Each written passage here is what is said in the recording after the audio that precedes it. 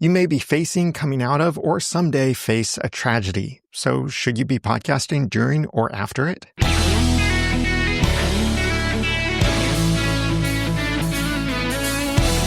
Thank you for joining me for the Audacity to podcast. I'm Daniel J. Lewis. During or after a tragedy, podcasting may be the last thing on your mind. Or maybe it's actually something you want or need to get back into, but you're not sure if it's appropriate. Whatever the tragedy is to you, there is no single right answer to this, but I would like to share several points for you to consider so that you can make the decision that's right for you.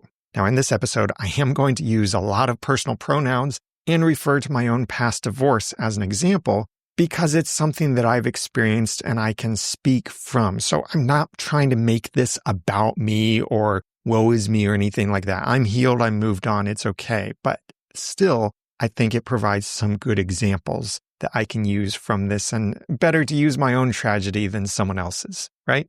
If you want to follow along in the notes for this episode, they are a simple tap or swipe away, or go to theaudacitytopodcast.com/tragedy. Number 1. First, a difficult truth. Tragedies don't impact everyone equally. I think we can categorize tragedies by 2 factors: impact and weight. Here's some examples of that. When I went through the wounds and betrayal of an unwanted divorce, that greatly impacted and weighed on me. It also weighed on many of my sympathetic listeners. Maybe you're one of them. But it didn't really impact you or the rest of my audience, aside from how it impacted my podcast and the absence of my podcast in your podcast app during that time. If you podcast about a local town and there's a catastrophe in the town, that impacts and weighs on both you and your audience. The same would probably be true for major national or worldwide events, perhaps regardless of what your podcast is about. You might also have a tragedy involving someone you know, and that may weigh on you, even if it doesn't directly impact you. And it may not impact or weigh on your audience at all. And a fourth example here is there might be a tragedy somewhere else that neither impacts nor weighs on you, nor your audience, but you and your audience know about the tragedy, even though you're not directly impacted nor weighed down by that tragedy.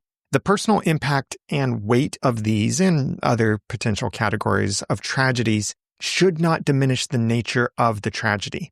But these can give you some things to think about regarding how or even if you handle it in your podcast. So please keep these different categories in mind as I progress through this episode. The weight of the tragedy and on whom it's weighing, as well as the impact and on whom it's impacting and how much. Number 2, people need positivity. No matter what your podcast is about, it's probably some kind of positivity to the majority of your audience, even if that positivity is simply a healthy distraction. When I was deep in the sorrows of my divorce, I found comfort first in the book of Psalms in the Bible every day. And I also found great positivity in multiple podcasts, such as That Story Show and the Karen and Ellen Letters, and a few others. Those are 2, though, I distinctly remember listening to. Note that these podcasts had absolutely nothing to do with healing or relationships advice or anything that I was going through. In fact, there were a couple of things in some of these episodes that made me tear up a little, but they helped me to do something I didn't feel like doing at that time, but that I desperately needed to do. Smile. And your podcast could be that for other people. Your consistency might be just what someone needs when they, or you and they both, are going through or recovering from a tragedy. Sometimes, simply the routine is healing. I remember looking forward to laundry day just because it was a regular day that happened every week and it was a routine. And the same thing for podcast episodes. I could look forward to certain episodes because sometimes it simply meant the week was passing and it was another week. Sometimes people need that. Number 3, people need community. Because of the, quote, intimate, unquote, nature of personable podcasting, It's easy for communities to form around podcasts. So when something impacts someone in that community, it's felt by the whole community. And it's often good for people to cry together. I think Pixar's movie Inside Out illustrated this beautifully with the importance of the character named Sadness and the emotion of sadness and how it's actually necessary for healing and growth. I have a link to this that you can watch this clip on YouTube. The link is in the notes for this episode. It's simple tap or swipe away. They're also in the chapter for this moment. And you can also get that link over at theaudacity2podcast.com/tragedy. I really encourage you, pause the episode right now. And if you can, if it's safe to do so, go watch this clip from the movie Inside Out. Now, assuming that you've actually been able to watch that clip and maybe had to dry a tear or two, I also love this passage from the Bible that reinforces this. This is from the book of Ecclesiastes, chapter 4, verses 9 through 12. It says, "Two are better than one because they have a good reward for their toil. For if they fall, one will lift up his fellow.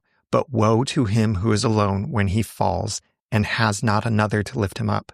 Again, if two lie together, they keep warm. But how can one keep warm alone? And though a man might prevail against one who is alone, two will withstand him. A threefold cord is not quickly broken." That's from Ecclesiastes 4, 9 through 12 in the English Standard Version. People need people. And your podcast could help provide just the community that the people need. Here's another example of this. When I was going through my divorce, some friends invited me to join their Friday night Xbox gaming squad. That gave me something fun to do, a little camaraderie with other men, and it was sometimes simply stress relief or another routine that I could look forward to and helped pass the weeks. A few years later, one of those men went through his own unwanted divorce, and I was there for him every day. One day, in tears, he apologized to me, regretting that he couldn't give me the support I needed when I went through my own divorce before him. But I told him, "Oh, but you were there for me. You were there every Friday night for me, giving me something to look forward to, something to help me have fun again. It might seem silly, but it was exactly what I needed." My friend was there for me, even though it was Xbox gaming, and you could be there for other people, even regardless of what your podcast is about. You could be there for them, and maybe your audience can be there for you. And that moves nicely into number 4, podcasting can be therapeutic. I'm no psychologist or counselor, and I don't play one on the podcast, but I've seen and experienced that letting it out and eventually moving on are very important parts of healing and growing. Podcasting may give you an outlet for both of these things. My friend and a podcasting influencer, Todd Cochran, was only 61 years old when he died a couple of weeks ago on September 8th, 2025. His dad also died young, an unrelated cause. And a touching story I remember Todd telling multiple times was when he and his mom did several podcast episodes together, talking through their grief, their healing, and more. Todd frequently spoke of how therapeutic that was for them both, as well as how loving and supportive their community was. I remember my own first personal tragedy in working to recover. I was getting biblical counseling from someone in my church. I'd been podcasting my now retired clean comedy podcast, The Ramen Noodle, for barely a year at that point. And I remember my counselor saying something wise and encouraging despite how silly this sounds. He said, "Daniel, the world needs the ramen noodle." He was right. I needed it too. I can think of multiple other examples of this, but the point is that returning to something you love will probably be difficult and may even feel inappropriate at first. But pressing through the mental and emotional resistance can make you stronger and help you reignite your passions. Number 5, it takes courage to not stay down. Eventually returning to your passions after a tragedy takes courage because you're proving, even if difficult, sometimes very difficult, that the tragedy cannot defeat you. I love the brief exchange from the movie Batman Begins, where Bruce Wayne's dad goes and rescues Bruce, who had fallen down a well and was scared by bats down there. And as his father is carrying him back into their house, his dad says, "Why do we fall, Bruce? So we can learn to pick ourselves up." I've got that clip in the notes for this episode and linked in the chapters too if you want to check that out. Podcasting isn't just a pick-me-up. Sometimes it is part of the process we can use to learn to pick ourselves back up, often lifting others at the same time. I'd love your thoughts on this. You can comment on the notes at theaudacity2podcast.com/tragedy, or maybe you have the ability to leave a comment inside your podcast app. And speaking of lifting others up, special thanks to Brian Insminger, Dreb Scott, Dave Jackson, and Lyceum for streaming payments for the past couple of episodes. I really appreciate that support. Also, in addition to that, Dreb Scott sent an extra 5,678 Satoshis saying, "You are doing great work here. Keep it up." And Pestmerk, a new listener or a new contributor, sent 100 Satoshis saying, "Thanks, Daniel."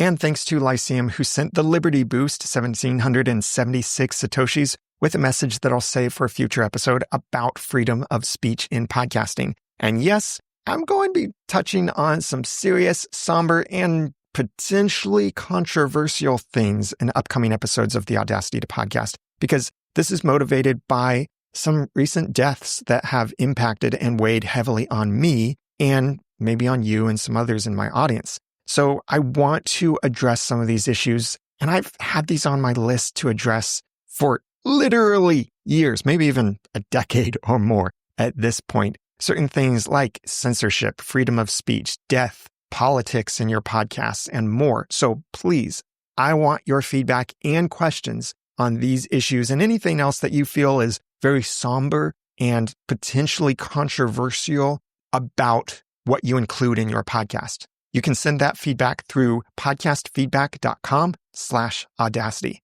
And even if you don't have questions or thoughts to share, if you love the Audacity to Podcast and value the podcasting inspiration and education I provide, would you please consider giving back what you feel it's worth to you? That could be streaming Satoshis or sending a boostergram through your Podcasting 2.0 app. You could go to theaudacitytopodcast.com/giveback and give support, financial support of whatever amount you feel it's worth, or simply sharing this episode and telling others about the Audacity to Podcast is really valuable as well.